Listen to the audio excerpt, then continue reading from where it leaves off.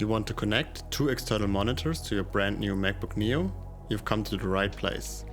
I'm going to show you exactly what you need and how you set it up step by step.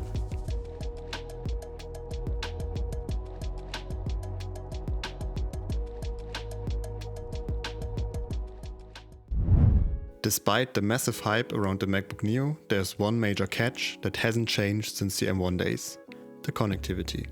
Connecting more than one external monitor is still a challenge. The MacBook Neo features only 2 USB-C ports. One is USB 3.2 Gen 2 at 10 gigabit per second, while the other is just USB 2.0. That leaves you with only one port for fast enough data transfer. If you use a standard dongle or docking station, you cannot run a second monitor. You need a different solution. So, how do we fix this? You need 2 things: a docking station with DisplayLink support, like our very own IPC Computer dual 4K hybrid dock, and the latest DisplayLink software for macOS. Let's start by installing the software. You can find the download link in the description down below. Follow the steps in the video and don't mind the German.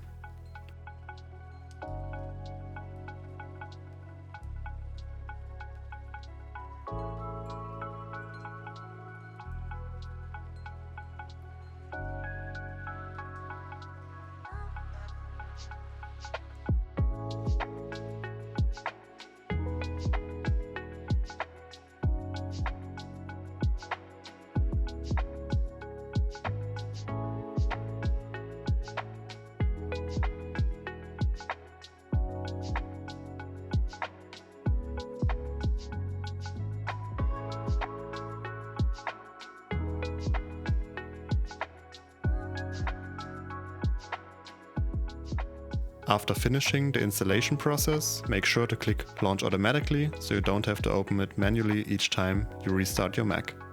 Once DisplayLink is up and running, we can assemble the setup. You can either use DisplayPort or HDMI. The version isn't critical here because the MacBook Neo itself acts as a bottleneck. While this dock could theoretically handle a 5K monitor, the Neo is limited to 4K at 60 Hz. However, with the IPC hybrid dock, you can run 2 of them simultaneously. When plugging in the monitors, make sure to use video stream 1 and 2. Connect the dock to power and feel free to plug in up to 6 peripherals like mouse, keyboard or headset. And finally, connect the dock to your laptop using the included USB-C cable. Ensure you use the correct port on your MacBook, the one with USB 3.2 Gen 2. Although if you pick the wrong one, macOS will trigger a warning, so it's pretty much foolproof. As you can see, both monitors are recognized instantly and work as independent displays. You can easily rearrange them in your system settings to fit your needs. At the same time, your MacBook is being charged at maximum power.